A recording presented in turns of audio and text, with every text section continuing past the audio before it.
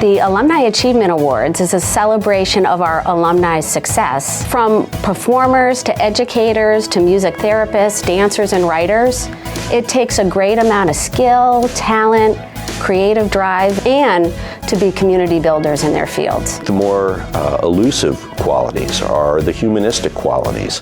Being a good person, having an expansive view of the world, and Gus Borner really embodies all of those qualities. There are a number of aspects that make Gus sort of the perfect recipient of this particular award. He's parlayed the skills that he learned and the relationships that he made at Berklee into a professional career that involves making records and making films and working on games, sort of the whole range of things that one would want to do in music production. And at the same time, he's done that while building community. He takes on alumni as interns and really shepherds them through the process of developing their skills, being able to work in collaborative groups, and he really takes the care to build the sense of family, the sense of community. I like the definition of fierce that says heartfelt and powerfully intense. That kind of tells you a little bit about Natalie. Following in the great footsteps of Chita Rivera and Rita Moreno, to do those kind of iconic roles on tour in major theaters and all across the country in shows like Grisabella and Cats, like Mary Magdalene and Jesus Christ Superstar. And I think she was the first Latina Vida. She is a real inspiration to my population about how you can go about finding the kind of career that you want and not giving up and not taking no for an answer. Natalie's not only played all these amazing roles, but she's also created her own work. She has done 2 one-woman shows, she's done 3 albums, she's recorded with John Cicada and Sutton Foster, and she also gives back to the community. She does Broadway Cares, and she's now doing something that benefits Alzheimer's disease. I think that's a pretty good way to be able to live your life. Mark would come in when you get to Berklee and people find out that you have a certain skill set. Everybody wants you for their project, and I had to, kind of sit him down and explain to him that you got to kind of prioritize. I mean, he understood, but he didn't change that much. He's a real badass bass player. Seeing him in action when he got the gig with the Roots, I could see, the maturity. He's playing with one of the best drummers, Questlove, in terms of just how they lock in, As a person of color, it's very gratifying to see when he graduated, but now to come back and receive another type of award because he represents the best of what Berklee can instill in. It's very satisfying to know that as a teacher, I had a part in helping him to get to the level that he's at.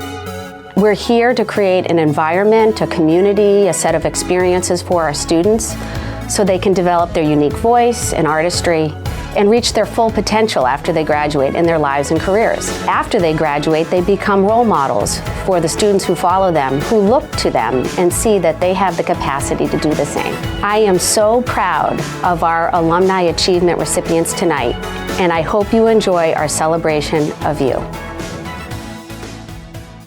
You've already met our 3 awardees in the video, and we're really excited to have a conversation with them here tonight. They've truly done so much. I think the first cut of the video was about 2.5 hours long, so to get it down to 3 minutes was kind of a miracle.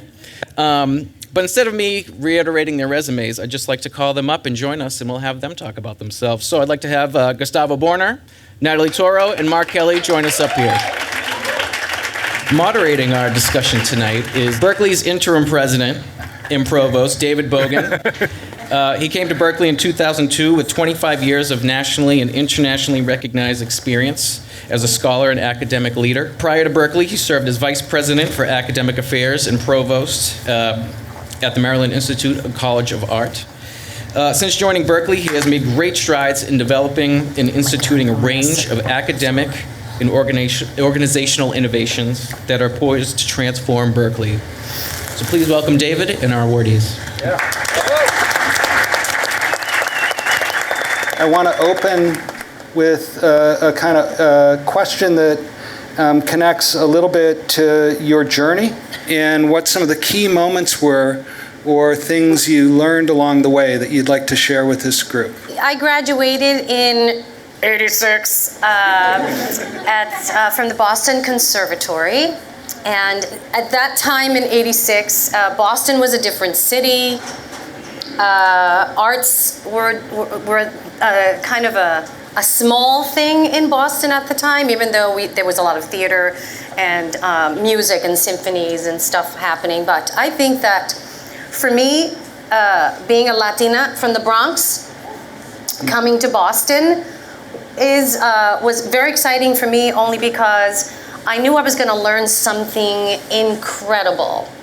And so I want to just talk about a little bit about what I learned and how I took that back to New York City, so that I'm able to do my first Broadway show, which was Les Miserables.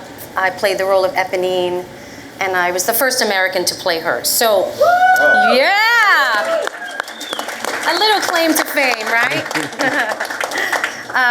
So what I learned in the conservatory at that time, and I had a podcast today earlier, and we talked about how students now have so much at their fingertips, right? So they have social media, they have incredible faculty and programs now that, you are in it.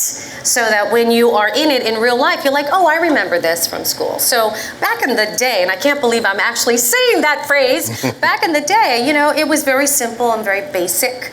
You learned the craft, you learned the acting, you learned the singing, you learned the music. But the one thing that I want to say that I took away from the school that really helped me in my career was work ethic. And I just want to thank somebody, if I may thank somebody, because they're not going to be able to be here later when I want to do a speech after the award thing. I want to thank my teacher and coach, Fran Charnas. And I don't want to take over the panel or anything, but because she's not going to be able to be here because she has a class, I just want to say that, Fran, thank you so much for all that you instilled in me. Everyone was afraid of you, and they probably still are. However, I wasn't, I knew that you had some badass stuff to teach, and I knew that I had to learn it, because that's what helped me in my career, and I actually owe my career to you. And so we have these people in our lives and these mentors that every time I go on stage, I think of you, Fran. And that is not a lie. You can ask Dawn, you can ask anybody in my family.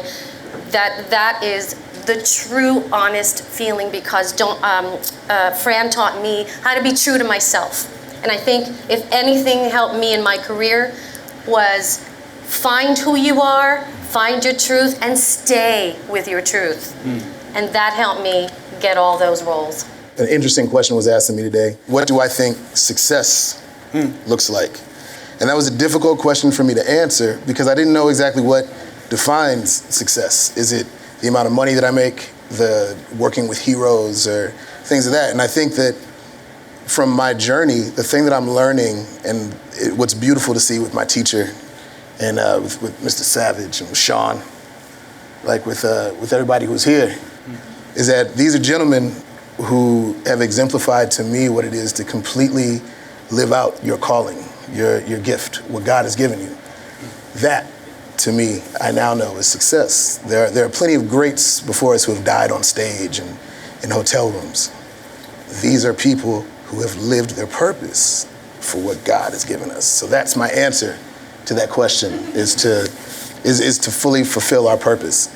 When I was leaving Berklee, I didn't know what the next steps were. I was pretty much just chasing whatever the next dollar was going to be. I was just trying to stay above water. And in doing that, I thought I was chasing the next dollar, but it was just, that was the thing that was leading me along the trail. And in that, I just kind of just didn't say no to any opportunities that came my way. I wasn't too good for any gig, any work that anybody was willing to offer me. I would take it, and that's what led me to playing with a bunch of different people. I played some of the worst gigs possible, all the way to some of the best gigs possible. In my journey from being a student to moving to New York, it was really just playing and not necessarily trying to find any one particular gig, but more so me just playing and seeing what was happening, and it eventually came and found me. And I think that as young people, You're looking for what is the path, what is the right thing. Success is having no fear. Going forward without fear and staying your course no matter what. Even in moments that you feel that you would rather do something else because this is not yielding the result that you want. I think that if you choose to be an artist, you choose to be poor from the beginning. So let's focus on something else, and let's do what it is that we were sent here to do, and let's die on the battlefield doing exactly what it is that we were sent here to do. Amen. You know, we're very blessed to be working on something that we love and we like. You know, we hope we never retire. You know, and I think it's very different from other. You know, if you're working on a bank, 9 to 6, you want to get to like 65 and then retire and move to Miami. You know, I hate Miami, so I hate playing golf. I love doing what I do, and I hope to keep doing it for a long, number of years longer.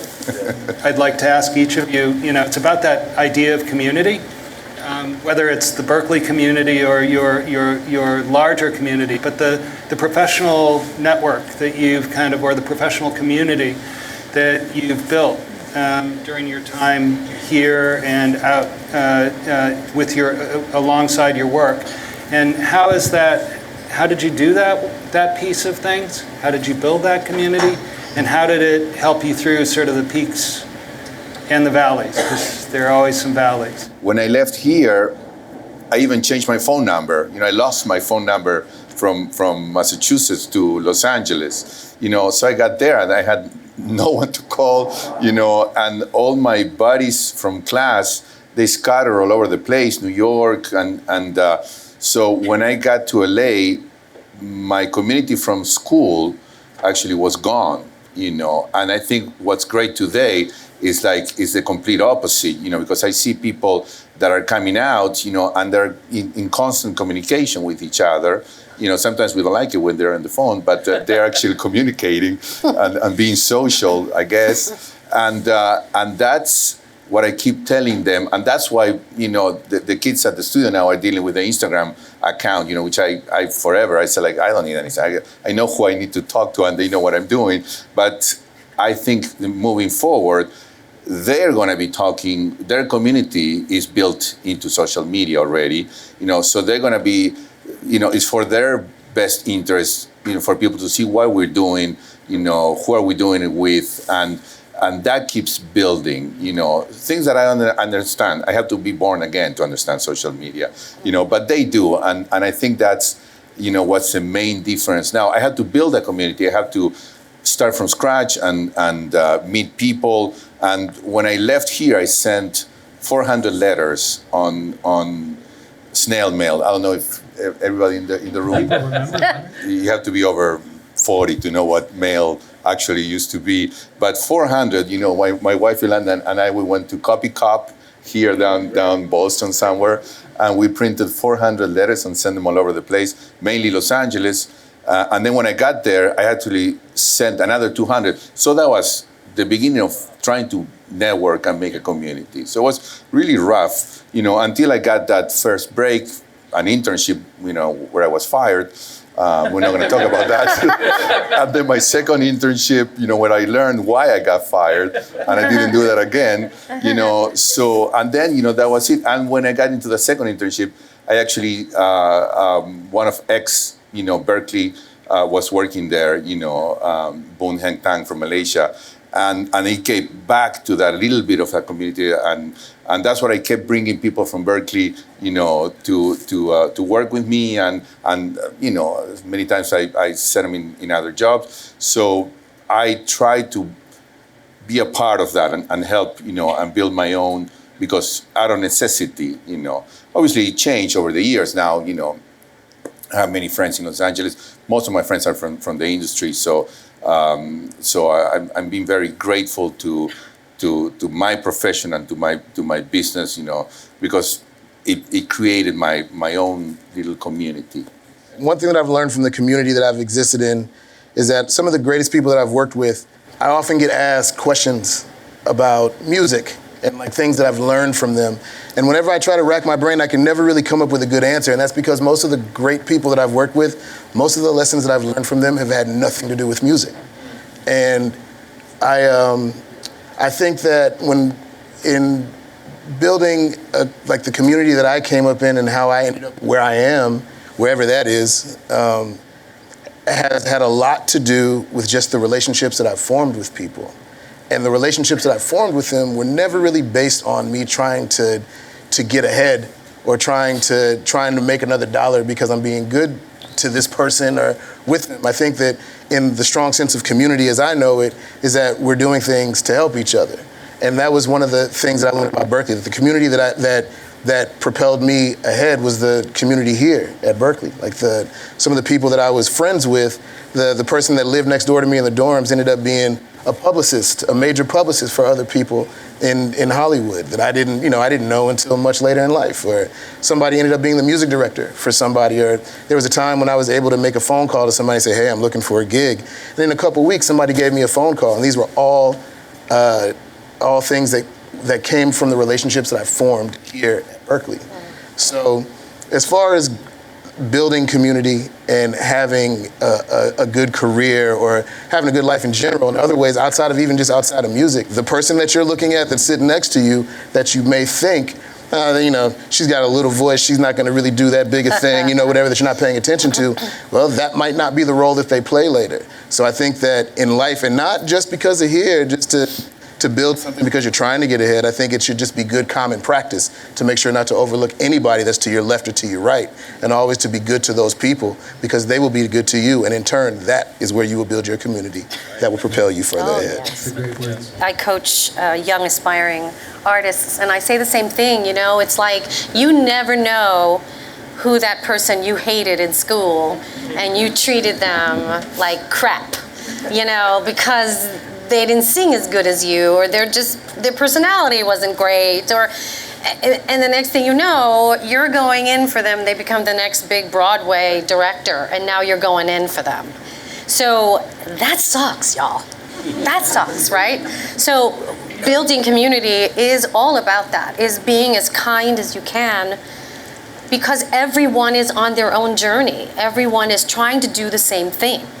And coming from the school back in the day, how many times I'm going to say that today, coming from the school, I felt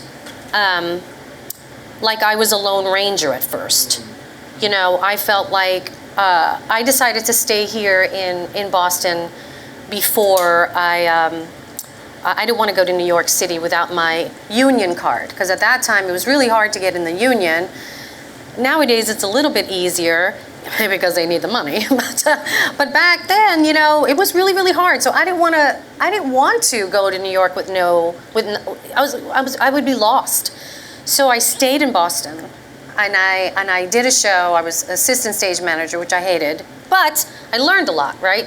But I still felt like I was alone. And then I did another show that Fran directed called Shabapin at the Wilbur Theater, which that propelled me to this is my first professional show right out of college. And then I moved to New York after that wonderful experience, and I still wasn't ready. So the sense of community was, I was still alone. I felt, what do I do? What am I going to do? I got my first Broadway show, and then I started building community, because those were the people that I was singing with 8 shows a week. And I did Les Mis for 3.5 years on Broadway. And it might seem like a lot, but not many shows last that long anymore, right? But I got to really meet people that, again, are gonna do other things. Even though I had other fellow co-stars with me in the show, that doesn't mean that they stayed doing that for the rest of their life. They changed, they became lawyers, psychologists, whatever the thing that they decided to do that was their purpose. So I felt like I know them, and I know all of them, because every show that I did, you get to meet another 80 people. You get to meet the cast, the stagehands, the crew, the orchestra, all sorts of people that are creating. And how wonderful is that? What's something that you wish you'd known before you graduated, before you left Berklee, that you've realized since that you'd like to share with this audience? I wish I'd learned the business aspect of the business. And I know that the kids are getting all of that now. So I'm a little jealous. So yes, I wish I learned how to get an agent, what to do with a casting director, all that kind of stuff. Where to get a headshot, like all that. I got thrown out, boop, go. I was a bit of a wild person when I was here, when I was you guys' age, and there were a lot of lessons that I should have done that I didn't during my time when I was here. But now, being older and having done those lessons, what I wish that I would say, I don't know who needs to hear it, but I guess my biggest lesson that I learned was the importance of consistency at whatever rate that I'm consistent. I had this grandiose idea in my mind that, you know, there's so many incredible musicians that were around me all the time, and these guys would be studying and practicing 8-9 hours a day, transcriptions and all types of crazy things. And I felt that in order for me to be as great as all of them, I'd have to do all this. And the thing is, yes, you do have to work hard, but I didn't understand, and that was discouraging to me. I think what's important is that you're always moving, even if you have to slow down. You know what I mean? Just continue to move, continue to progress at whatever rate that you have to. I always kind of put that to the side and let that kind of put me on a different path from moving. One of the most important things that Ron taught me in my lessons was that everything that you play has to be intentional. That you don't just play something just to play it. No space filler. Everything that you play has to have a purpose, and there needs to be some intention in all of it. So with everything that you do, make sure that there's intention. I didn't understand that lesson because I was too young to absorb it at the time, but I now know. So whatever your trajectory is, however you're moving, just make sure that you don't stop. You keep moving, and with every movement that you make, that it's always intentional. I can't think of anything that I would have liked to know, because I think I would have made my journey different. You know, I think part of the whole trip, you know, is figuring things out. And if I go back to myself now and I tell myself, careful with this or careful with that, I would have taken another path. And I'm pretty happy with the path I took, you know. So I think, same thing in life. Anything that somebody could have tell you from the future, you know, I'd rather not know. You know, I don't go to like cards and tarot and all that stuff because I'm afraid of that. You know, knowing something that might change my path. So I'm looking at Joe. Do we have time for a question or two from the audience? If anybody has a question and you raise your hand, I will share the mic. Hello, everyone. Thank you so much for the invite. This question from Juan Zurrego. I'm studying MPNE at Berklee. And I wanted to ask mainly Gus, since you're a producer, mixer, having the experience of being at Berklee, and that is a huge privilege for all of us, thinking as a Latino as well, that I have so many friends that I can count that dream of being here. How was it hard or challenging, or was it hard to connect with other artists, with other people from Latin America that didn't have this experience? Was it an advantage? Was it a way to help them as well? Was it a way that you couldn't connect? How was it dealing with other people from Latin America having had this experience? I guess every experience is going to be a little different, you know, and my particular experience when I reached LA back then, a lot of Latin music was being produced back then. So, you know, call it luck, call it opportunity. You know, I started working in a studio where there was one producer that was doing a lot of music and was coming up, and we ended up like a year or a couple of years after I was there, we did Luis Miguel Romance, which sold like, you know, 20 million to the day.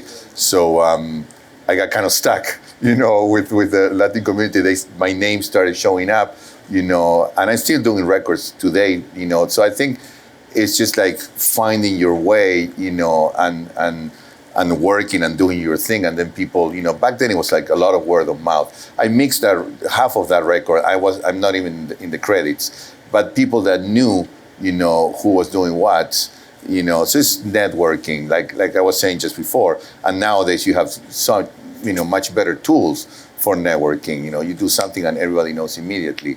Back then it took a little longer. It took me 35 years for people to know. But it was, in my case, again, call it whatever you want to call it, lack, opportunity, being there, being prepared, and I happened to, and I spoke Spanish, I speak Spanish, so it made it, easier to communicate with artists and stuff. So I started creating a name for myself in that community, and one thing led to another, so that was my case.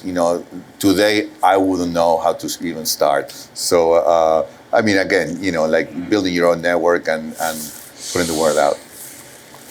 Hello, my name is Raisa. I have a question to Natalie and also for all of you. I just recently had my Broadway debut as a music assistant intern. The show just opened. And I'm very new to this industry, kind of trying to figure out where I am at, who I am. And musician, artist is kind of like being a freelancer. Like, yes. Each gig, once you're done, you're searching for the next. My question for you and for all of you is, how do you find your place in the industry? What do you do while you're in that gig? And what do you do to find like the next step immediately to not have that open space where you're not doing anything? Well, you're always going to have an open space. It's feast or famine. That's what I like to call it. You're always going to be looking for the next gig while you have a gig. Because this gig is going to end, right? So, did you say you were conducting? I'm sorry, what did? Music assistant. Music assistant, so in the orchestra? Or? I'm doing all the score printing. Oh, the score printing and stuff. So eventually, is that what you want to do?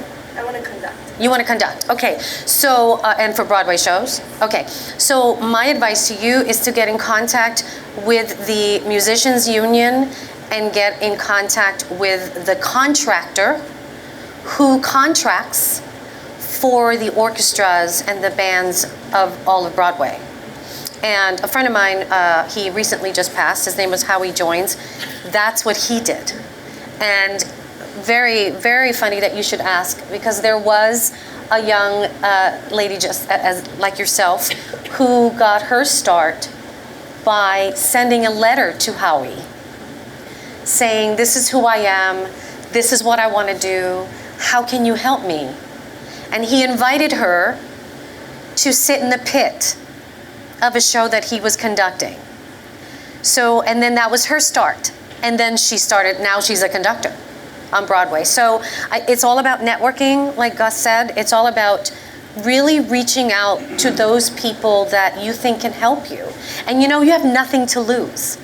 As long as you're kind about it, and you're not like a, type of person, as long as you're like really sincere, this is what I want to do. Can you help me? How can I get in? What's my first step? And I think because of that girl's story, I think you have a great shot. I think that goes for everybody. Don't be afraid of reaching out to whomever you think you could learn from, like a mentor or whomever, because if I get an email, I respond within a couple hours, and I got things to do, but I've been there, and I appreciate when somebody responds and go like, hey, I don't have nothing, but try this or try that, or check in a couple months or whatever. So everybody, don't be afraid to just reach out and say, hey, can I buy you coffee, and you never know what might happen. Mark, any last thing to add? No, just be annoying. Just reach out. I didn't want to say that. People, you can be annoying in the moment, but when somebody needs somebody, they don't care how annoying you were. You're in their mind. So, just always be available and keep yourself, persistent. Keep yourself on people's minds. So what I'm hearing is it's so important to be invested in relationships. Absolutely. And in learning. Absolutely. And occasionally to be pretty annoying. Yeah. So let's have a round of applause for these.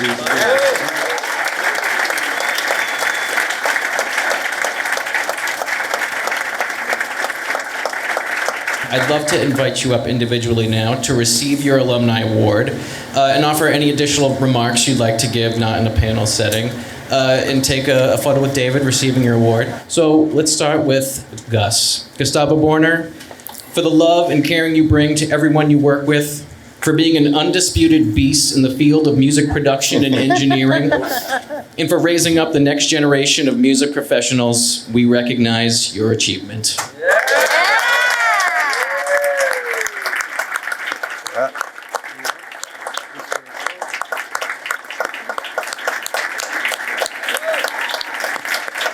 So quickly, I'm not going to bore anybody, but Daniel and Alicia, they're the reason I'm here right now. Yeah. Oh boy. Here, water or something. 40 years ago, I was reading a magazine, keyboard magazine, and in the back, there was a Berklee ad. So whoever was doing advertising back then was a genius. Because I saw that in Argentina, and I saw Abe Laboriel playing bass, senior, and I said, this is what I want to do. This is when I want to go to school. And I brought it to them, and I said, this is when I want to go to school. So they took me to a shrink. Or a career advisor, sorry. A career advisor, and she said, she was a hippie, she was a cool lady. She said, there's two things you can't tell from these tests, music and religion. And music, I can't tell you yes or no, so good luck with that. So luckily, they supported me in coming over to Boston at 18, 6,000 miles. Every minute of phone was $3 a minute, so we talked every couple of weeks. I sent a lot of letters, again, snail mail, look it up in Google. And anyway, thank you. Then I met Yolanda. Thank you. This is for them. Yeah.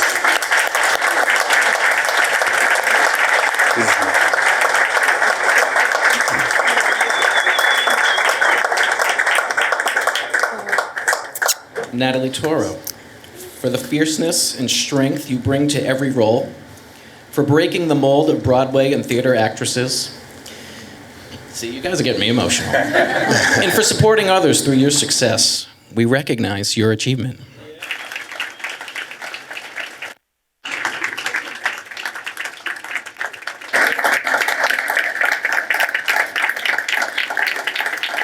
Thank you. Wow. Can I say something? You know I'm going to say something, right? Okay. I have a microphone on. Okay, but I'll get behind the podium. I thank you. I'm so humbled. I just told Joe this morning that the last 3 years of my life have been quite hellish. And so this coming at this point has just risen me up and made me even more aware of my purpose. So I thank you. I thank Fran again. I thank my wife, Dawn, who for 20 years has dealt with this. And 38 years ago, well, no longer than 38, in 1982, my mom, I'm Puerto Rican from the Bronx, and my mom, I said I got into the Boston Conservatory auditioning at the High School of Music and Art when they came. And I sang Moon River, and I got in. And she said, what? What is the Boston Conservatory? And I said, well, it's a conservatory. It's a college. It's where I can learn to sing and act. And she goes, act? You're already acting. So I said, yeah, but it's college. And she turned around and supported every bit of that. So the memory I have is of my mother. Sorry. Yeah. Dropping me off on the Fenway in front of the dorms and turning around from the front seat. And as I was trying to breathe, she said, are you ready? And I said, I'm gonna have to be ready. And so yesterday, I was able to tell my mom, who now has late-stage Alzheimer's in a nursing home, I got to tell her about this, and I whispered in her ear. I said, Mom, thank you for everything. And so today I say to all of you, thank you for everything.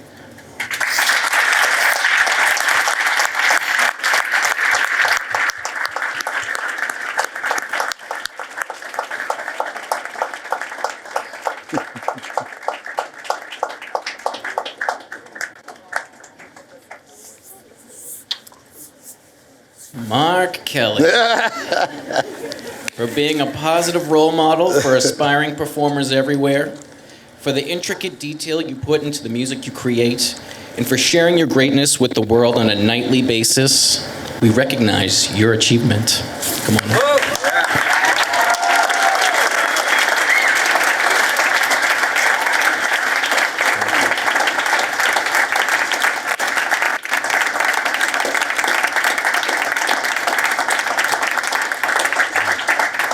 So I'm looking at all of you, and I'm racking my brain, and I'm thinking, what can I say to make all of y'all cry? Everybody's really is crying in here, but I have to, most importantly, I have to thank my wife.